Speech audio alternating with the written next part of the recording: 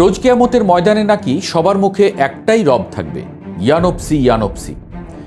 America ইসরায়েলের দিকে তাকালে সেটার একটা বাস্তব ভার্সন বোধহয় দেখা যাচ্ছে এবার। যুক্তরাষ্ট্রের কাঠের পুতুল বলা হয় যে ইউরোপকে, সেই ইউরোপের প্রধান রাষ্ট্রগুলো ট্রাম্পের মুখের উপর বলে দিচ্ছেন আমাদের সৈন্যরা ইরান যুদ্ধে যাবে না, কারণ এই যুদ্ধটা আমাদের নয়। স্পেন তো রীতিমতো আকাশসীমাও বন্ধ করে দিয়েছে যুক্তরাষ্ট্রের সামরিক বিমানগুলোর জন্য। এবার যুক্তরাজ্যের এহেন ঘোষণায় মরার উপর যেন খাড়ার ঘা টের পেল যুদ্ধবাজরা।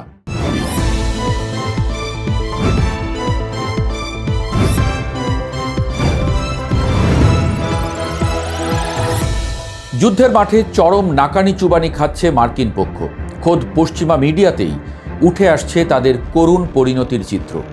এ অবস্থায় মধ্যপ্রাচ্যের প্রায় সকল সেনা ঘাঁটি হারানো, হাজার কোটি টাকা দামের যুদ্ধবিমান ধ্বংস, কিংবা ইন্টারসেপ্টর সংকটে পড়ে ইউরোপের সাহায্য চেয়ে বসে যুক্তরাষ্ট্র। কিন্তু কেহ নাই তাদের সঙ্গে, কারণ ইউরোপ জানে যুদ্ধের কি জ্বালা। এদিকে হরমুজ দিয়ে চড়া দামে তেল বেচে রীতিমতো ধনী বনে যাচ্ছে ইরান। তা আবার চেয়ে চেয়ে দেখতে হচ্ছে ট্রাম্প পক্ষকে। অবস্থা যা দাঁড়াচ্ছে তাতে ইরানকে এখনই জয়ী হিসেবে ঘোষণা করছেন কেউ কেউ। শেষ পর্যন্ত যদি সব ভবিষ্যৎবাণী সত্য হয়, তাহলে বিশ্বের ইতিহাসেরই সেরা জয় পেতে যাচ্ছে ইরান, এমনটাও বলছেন বিশ্লেষকরা।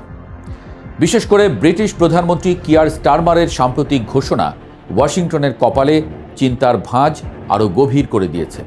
স্টারমার অত্যন্ত স্পষ্টভাবে জানিয়ে দিয়েছেন ইরান যুদ্ধে সরাসরি কোনো সৈন্য পাঠাবে না যুক্তরাজ্য।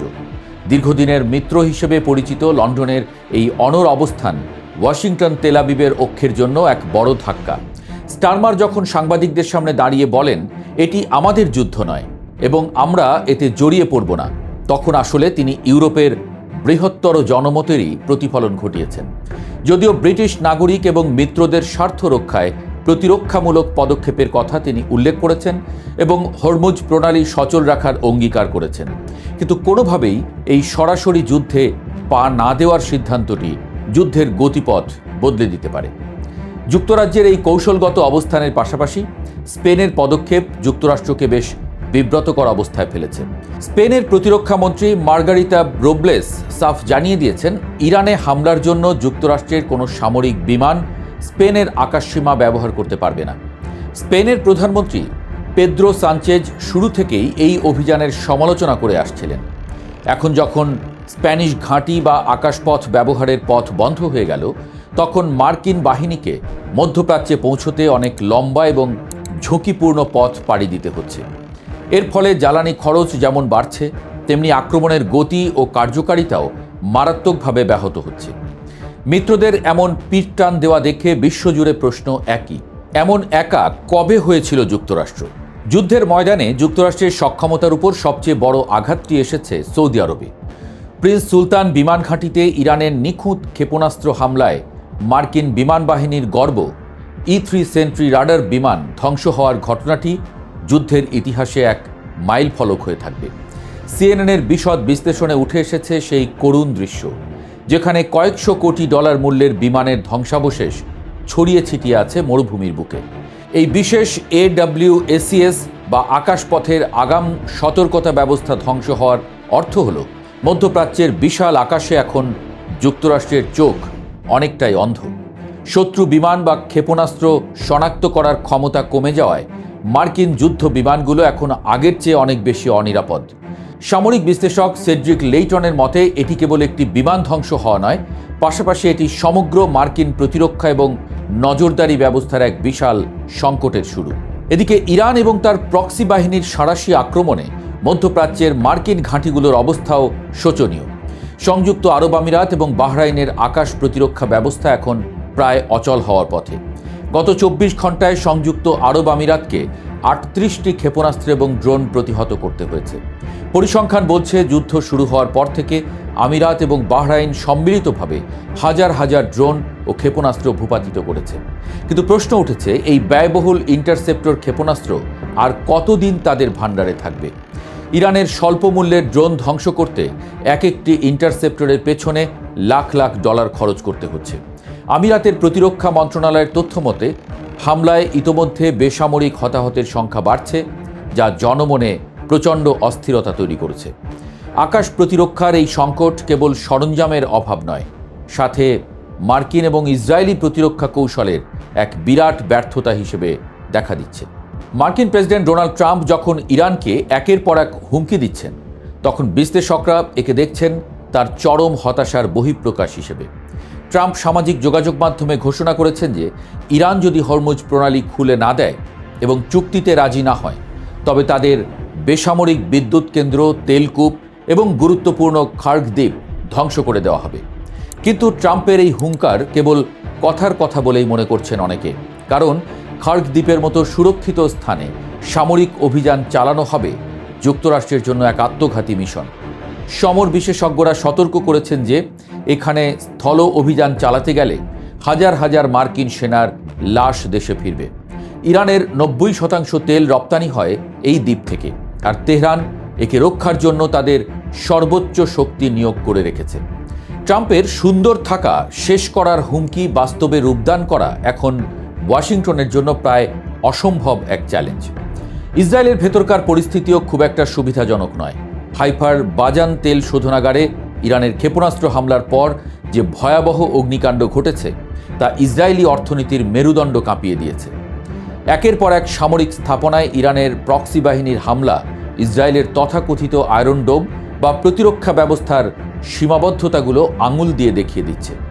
এর ফলে ইসরায়েলি জনগণের মধ্যে আস্থার সংকট তৈরি হয়েছে।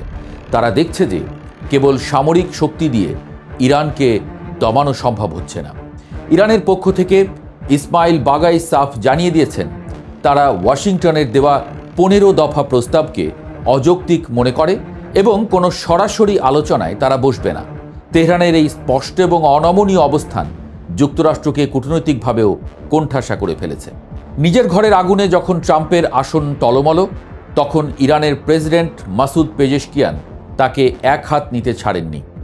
যুক্তরাষ্ট্রের রাজপথে এখন নো কিংস বা কোনো রাজা চাই না এই স্লোগানে হাজার হাজার মানুষ বিক্ষোভ করছে।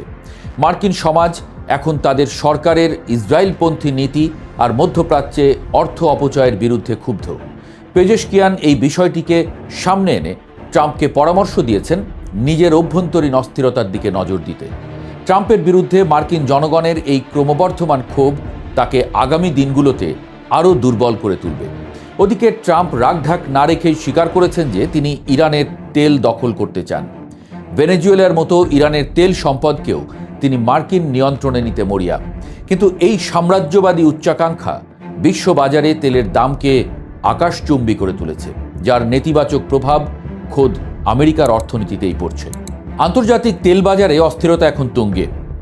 ব্রেন্ট ক্রুড তেলের দাম ব্যারেল প্রতি $116 ছাড়িয়ে গেছে, যা বিশ্ব অর্থনীতিতে এক বড় মন্দার পূর্বাভাস দিচ্ছে। ইরান হরমুজ প্রণালী বন্ধ করে রাখায় তেলের সরবরাহ কমেছে আর দাম বেড়েছে কল্পনাতীত। ট্রাম্পের দাবি অনুযায়ী ইরানকে নিয়ন্ত্রণ করা তো দূরে থাক, উল্টো তেলের দাম বেড়ে যাওয়ায় ইরান অর্থনৈতিকভাবে লাভবান হচ্ছে। বিশ্লেষকরা বলছেন, ডোনাল্ড ট্রাম্প চাইলেই এখন এই যুদ্ধ থেকে একতরফাভাবে পিছিয়ে আসতে পারবেন না, কারণ এটি কেবল একটি বাণিজ্য যুদ্ধ নয়, উল্টো এটি একটি জটিল ভূরাজনৈতিক চোরাবালিতে পরিণত হয়েছে। কমনওয়েলথ ব্যাংক অব অস্ট্রেলিয়ার বিশ্লেষক ম্যাডিসন কার্টরাইট মনে করেন, এই সংঘাত অন্তত আগামী জুন মাস পর্যন্ত চলতে পারে। এর মধ্যে পরিস্থিতির আরও অবনতি হওয়ার সম্ভাবনা রয়েছে। শেষ পর্যন্ত ইরান কি ইতিহাসের সেরা জয়টি পেতে যাচ্ছে? প্রেক্ষাপট কিন্তু সেদিকেই ইঙ্গিত দিচ্ছে।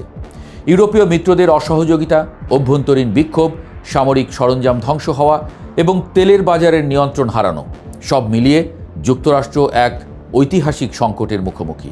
অন্যদিকে ইরান তার আদর্শিক শক্তি আর প্রক্সি বাহিনীর মাধ্যমে পুরো মধ্যপ্রাচ্যে নিজের আধিপত্য বজায় রেখেছে। ট্রাম্পের হুমকি আর আস্ফালন এখন কেবল কাগজের বাঘের গর্জন বলেই মনে হচ্ছে। বিশ্বের ক্ষমতার ভারসাম্য সম্ভবত একটি বড় পরিবর্তনের দিকে এগিয়ে যাচ্ছে। যদি ইরান এই চাপ সহ্য করে শেষ পর্যন্ত টিকে থাকতে পারে, তবে তা হবে সাম্রাজ্যবাদের বিরুদ্ধে এক অভাবনীয় জয়। ইতিহাস হয়তো লিখবে 21 শতকের এই উত্তাল মরুভূমিতে এক বড় শক্তির পতনের শুরু হয়েছিল আর উত্থান ঘটেছিল এক নতুন শক্তির। যুদ্ধ বন্ধ হোক।